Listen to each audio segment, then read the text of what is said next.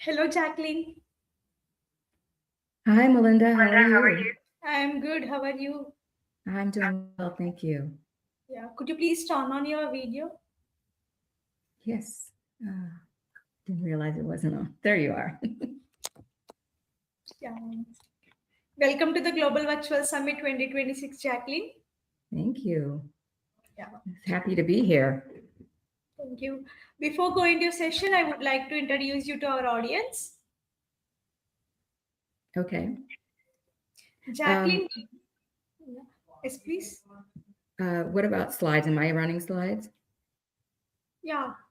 Okay. All right. After introduction, you can present your PPT. Okay. Very good. Jacqueline D. Brown is an author, leadership coach, and corporate leadership expert specializing in identity, renovation, and self leadership. With over 30 years of executive experience, she is the creator of the Great Shedding framework and author of Be the CEO of You, empowering professionals to navigate career transitions with confidence. Through her coaching and speaking, Jacqueline helps leaders reclaim their identity, strengthen emotional resilience, and lead with purpose beyond their titles. That was a great bio, Jacqueline, and the stage is all yours. Thank you, Melinda. I will go ahead and share my presentation. Yes, please.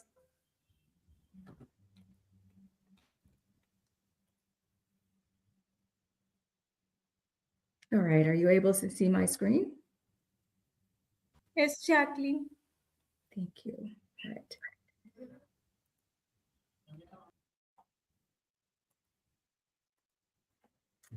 All right. Well, good morning, good afternoon, and good evening to wherever you are and in the world. Um, like Melinda said, my name is Jacqueline Brown, and I want to thank you for joining this session today. We're going to talk about reclaiming identity, redefining personal power, and leading from within. So, the first thing I want to start out with is what if I told you to stop introducing yourself as a title? That's your challenge. Now, I know you just heard my bio and it's loaded with all kinds of titles, but that was before I had this epiphany about titles and what they represent for us. And I've spent the last 30 years of my career introducing myself like this. I'm Jacqueline Brown. I'm Director of Quality Assurance, or I am a Senior Principal and Director of Self Leadership. Now, titles in and of themselves, those are not a bad thing. They roll off the tongue. People identify with them. They can understand to some level what they represent. But for us, they're an achievement. They're a status and a level of performance that I know I myself have worked very hard to earn. And again, they're not a bad thing. But for many of you that are joining this session, you earned your title not just from your ambition, but from the idea that it's proof of who you are. It's proof that you belong in a room, that you earned the seat, that you refuse to be underestimated. So when you say, I am director of, or I am VP of, it isn't vanity, it's an armor.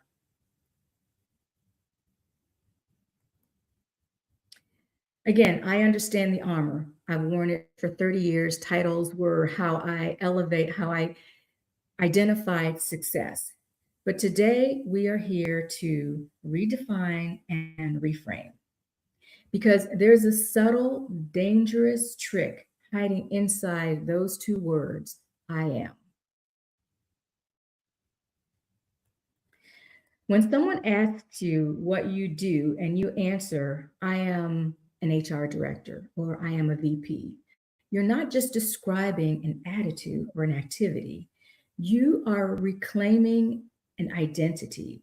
You are handing a person a file cabinet, climbing inside, and shutting the drawer. You have become a category to be filed away. And none of us are categories. We are unique individuals with a lot of value and contribution that we have to offer and that those titles actually represent.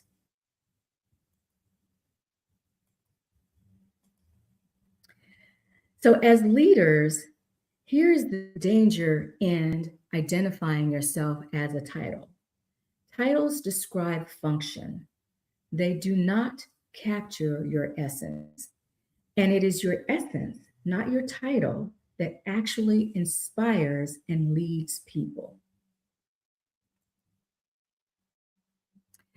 Let me share a quick story with you. About 18 months ago, after about 3 decades navigating corporate America, my career came to an unexpected end. I was part of a workforce reduction, AKA layoff, after being with the company for more than 12 years. I went through a great deal of reflection and chose not to pursue another corporate role, but to step out and build my own business. So a few months later, I attended a networking event and someone introduced themselves to me. They smiled and they walked up to me and they said, "So, Jacqueline, what do you do?" And I opened my mouth and absolutely nothing came out. And for the first time in my professional life, I didn't know how to answer that question. Not because I didn't know my skills, but because I didn't know how to identify myself without a corporate title. And then a few weeks after that, I sat down to design my first business card for my business. And again, I got stuck. Am I a coach, a leadership strategist, a consultant? None of them felt right. And it was in that uncomfortable silence that I had this profound realization. For years, I had confused my title with my identity, and more importantly, I had confused my title with my power.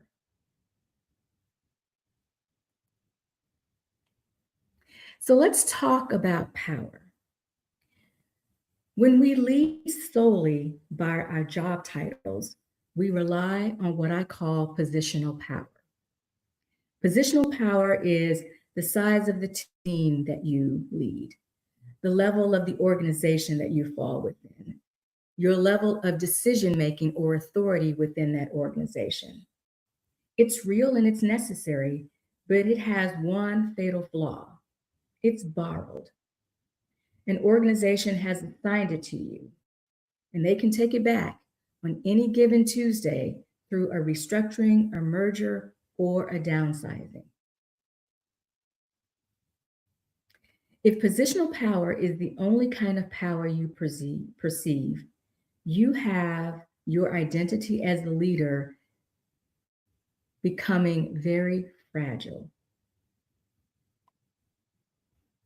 Leaders who transform cultures, build unshakable trust, navigate chaos, build their leadership on personal power.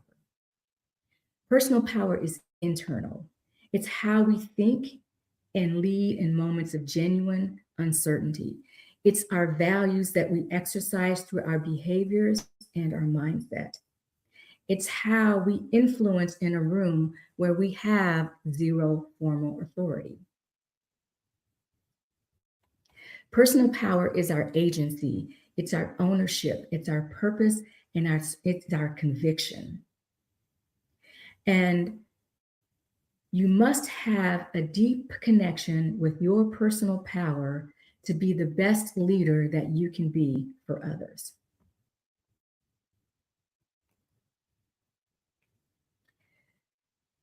To become the kind of leader who operates from personal power, you also have to look under the hood of your own identity.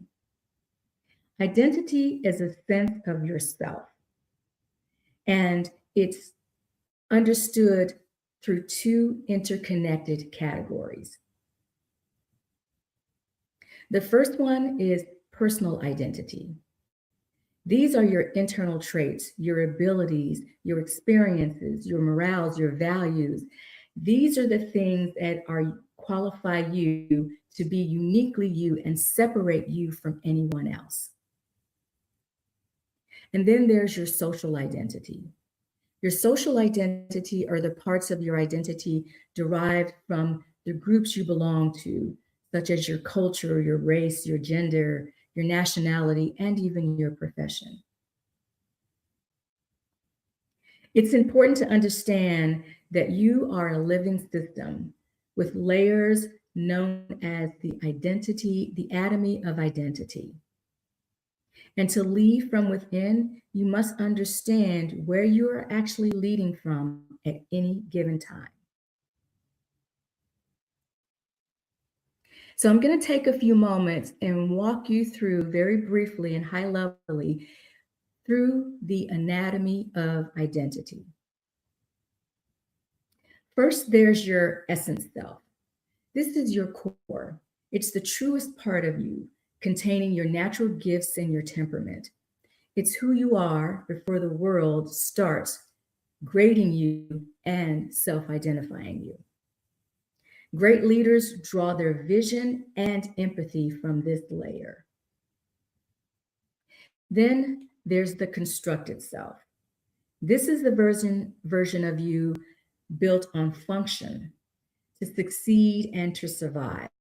It's essential for navigating your life and career, but if you only lead from this place, you will come across as rigid and transactional and disconnected.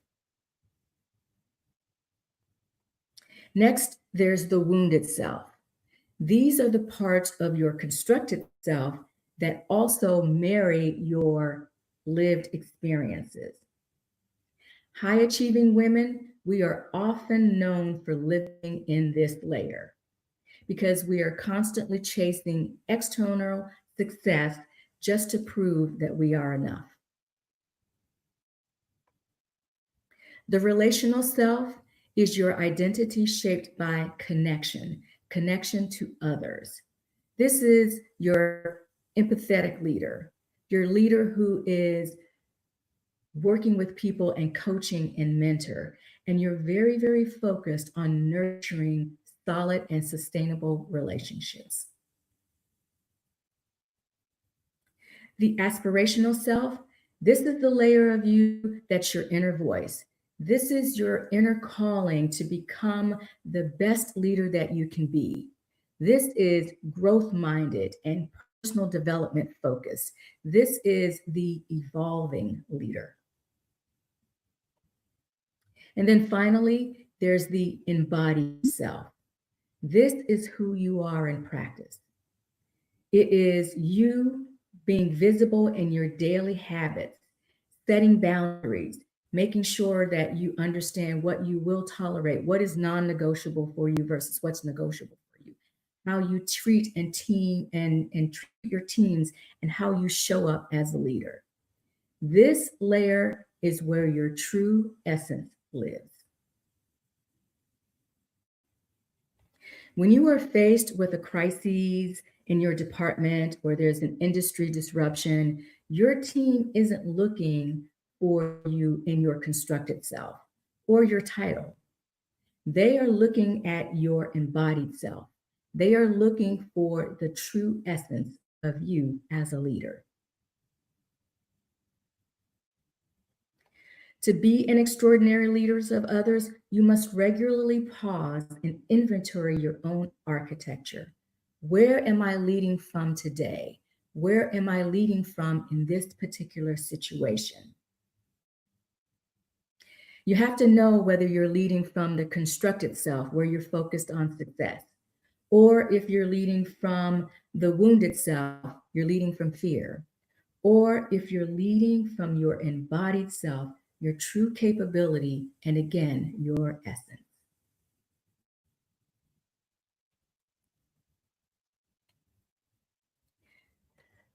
When we understand our when we understand our internal architecture, something beautifully happens in our presence or to our presence. We stop asking, what am I? And start asking, how do I contribute value? This is a very powerful shift in your leadership language. It's moving you from representing yourself as a noun to showcasing yourself as a verb. It's looking at how you impact change when you stop using labels. So instead of saying, I'm a project manager, you say, I build the roadmaps that turn messy, chaotic vision into tangible reality. That's a powerful shift. When you say, or you shift from I am a HR director to I cultivate environments where human beings feel safe enough to do their absolute best work. You're leading from value and impact. You're representing yourself from the value and contributions that you make. And when you say, I am an accountant, and you change that to, I create order in financials that help executives make strategic decisions, again, you are now operating from a place of contribution and value. And this is where we need to start to shift the language of not only how we introduce ourselves, how we see ourselves, but how we also represent ourselves in our bios, in our LinkedIn summaries, and anything that we want people to really understand about us. We want to be able to share with us what we contribute as opposed to what title or label that we identify with. So here's an exercise that I want you to think about. This is one that I've done myself. It's to help you shift from the noun to the verb, and it's creating an identity reframe. I adopted this framework from a book that I read by Nicole Lynn. The book is entitled Agent You. I highly recommend it. It's a great book. That's after you read the book, Be the CEO of You, by the way. This is an exercise that will help you create what I call your essence statement. And it will be the catalyst that moves you from introducing yourself with a title to introducing yourself with impact. It requires answering 5 questions that have absolutely nothing to do with the title that's on your business card. So I'll walk you briefly through the exercise. First step is to identify, who do you identify as? Not your titles, but your characteristics. What do you believe? What matters to you? What's important to you? Your stance. What do you stand for? But most importantly, what do you stand against? Enjoyment. What do you genuinely enjoy doing? Who do you enjoy spending time with? And how do you like spending your energy? And then finally, your legacy. What do you want to be remembered for? What do you want to be known for? When all is said and done, how do you want people to describe who you are?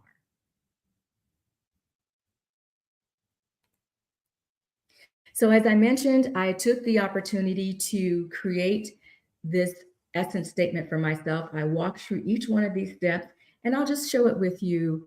I'll show it to you briefly. I stripped away all the titles and I did this exercise. It was very reflective. It does take some time. But once you actually get in the rhythm of going through each one of the steps, it is a very powerful transformation that you make within yourself. So my essence statement reads as such. I am Jacqueline D. Brown, period. I believe in diverse perspectives, representation, respect, and diplomacy. I stand for creative expression and human kindness.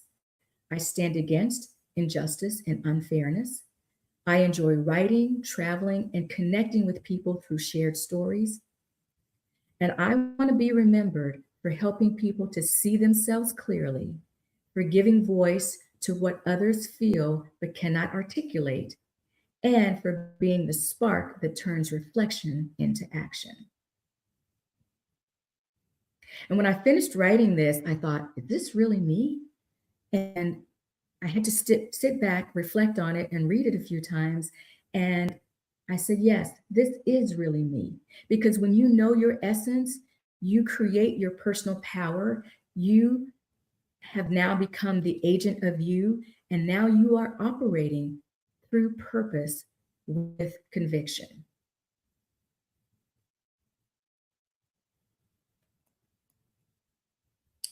Leading from within. 2 years ago, or it's been 18 months ago, since I wrote the book, Be the CEO of You.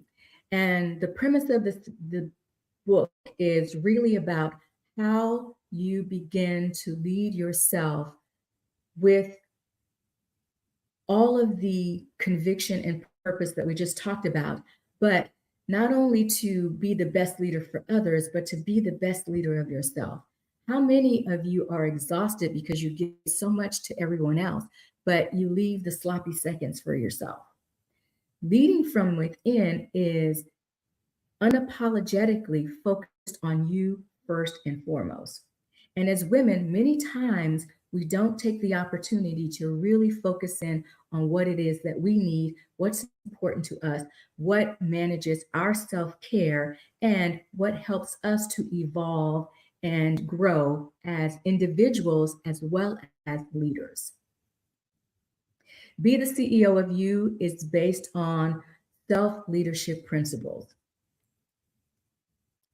Self leadership is the practical intentionality of influencing your thoughts, feelings, and behaviors. It's to help you achieve your objectives and to take ownership of your direction, of your aspirations, and what it is that you want to achieve and through your actions. Before you can be the best leader of others, you have to be the best leader of yourself. Leadership is an important role that we all play in all areas of our lives. It can be demanding, challenging, and rewarding all at the same time. Leadership helps us to be the best version of that leader that we want to be. And it is the foundation of all great leaders. Self leadership is a quiet, grounded, very intentional practice. If you want to evolve the way you lead your teams, evolve the way you show up as a leader, it's important to understand the power of self leadership. It helps us as we navigate transition and growth. It helps us as professionals when we're at a crossroad trying to determine what the next chapter of our life looks like. It helps us as high achievers to move through from performance to really identifying our purpose. And it helps us to be the great leaders that we want to be with intention. So now I'd like to be able to introduce you to what I call the 7 pillars of self-leadership. This is also another framework and basis of the book, Be the CEO of You.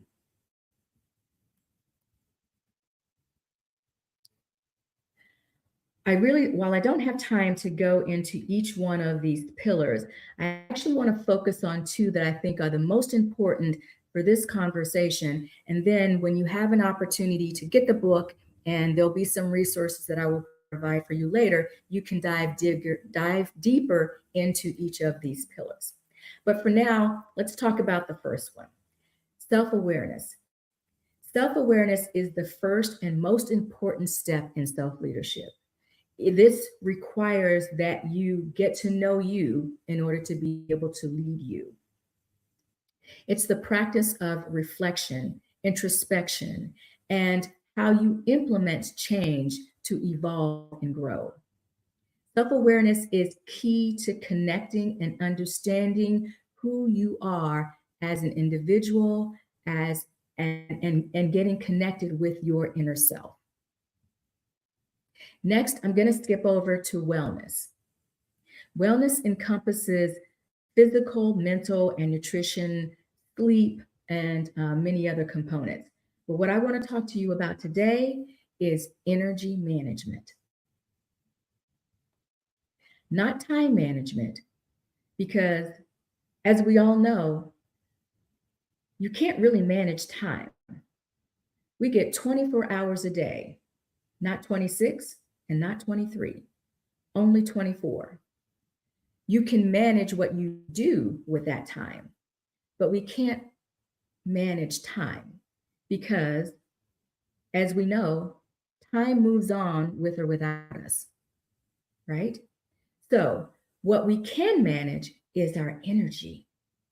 Our energy is our commodity. It's ours to own and it's ours to use as we please.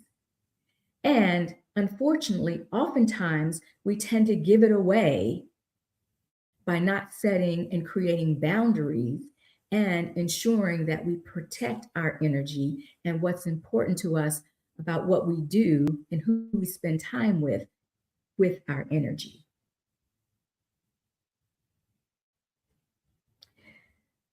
Energy is really about understanding where you find your peak time.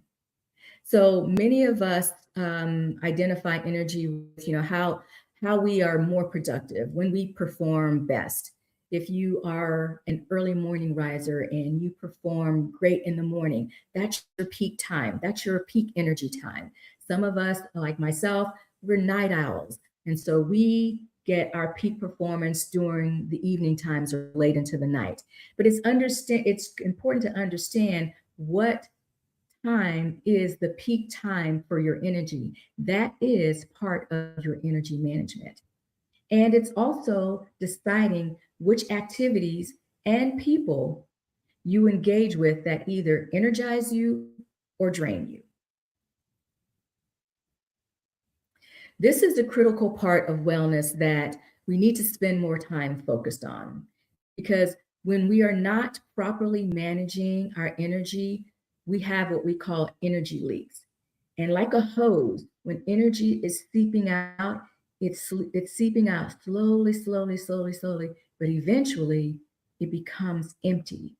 And when it becomes empty, it impacts our physical and our mental health.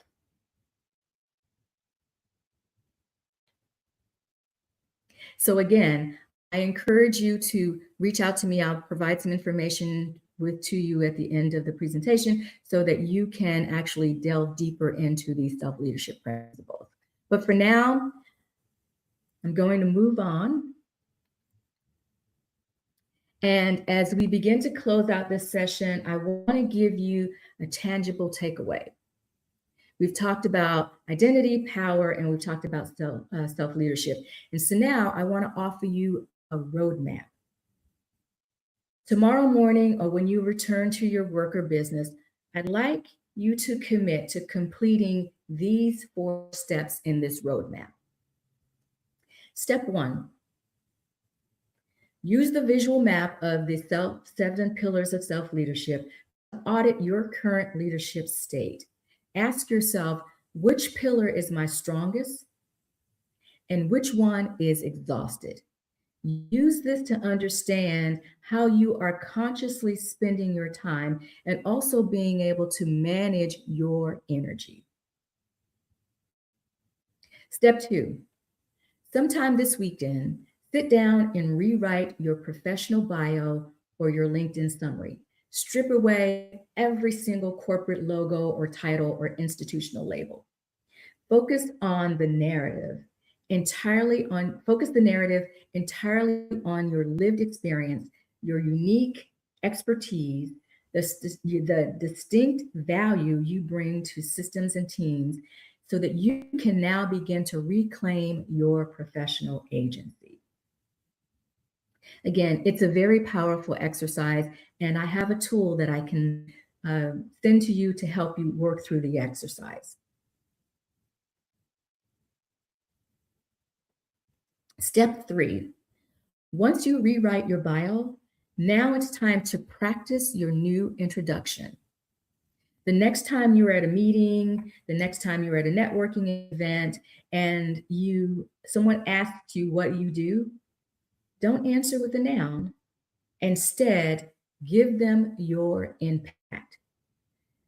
At first, it will be incredibly strange and you'll stumble over it. I've done it many times. I stumble over what it is that I want to say. But eventually, the more you practice it, the more you get connected with your essence, the easier it will become.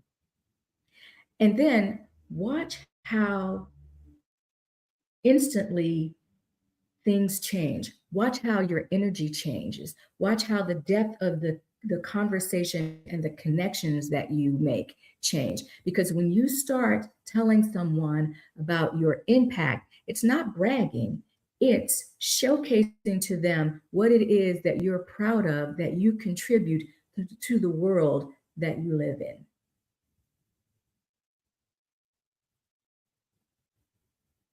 And then the fourth step, if you manage other women like many of us do, help them see their essence.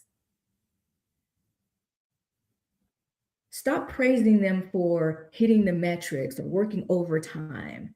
Start mirroring back to them their core value so that they begin to see their unique essence and they now begin to think of themselves as the verb or impact that they are versus the noun of their title. Tell them and teach them, showcase to them what it means to actually own their personal power. And by all means, share this information with your team members when you get back to your workplace and your business.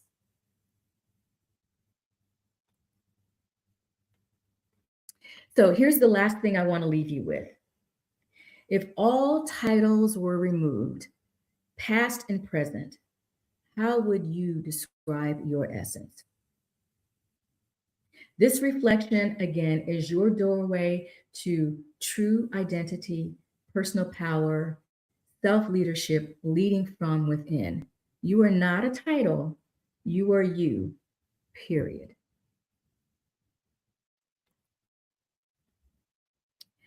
Be bold, brilliant, optimistic, legendary, and driven. Be intentional, and by all means, be the CEO of you. Thank you so much for attending.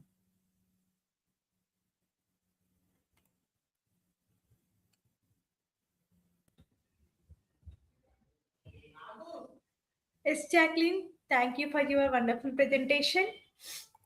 And we gain a lot of knowledge from your presentation. Excellent. Yeah, we have a few questions from our audience. We will Okay. directly post it to your email and you can answer there. Okay. Let's see. What habits help leaders stay true to their values? Uh, what habits? Self-awareness.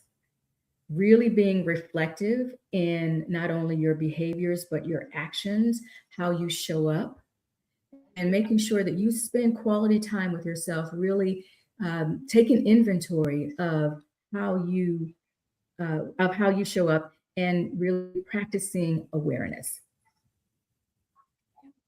Let's see, how does the great shedding help professionals reinvent themselves?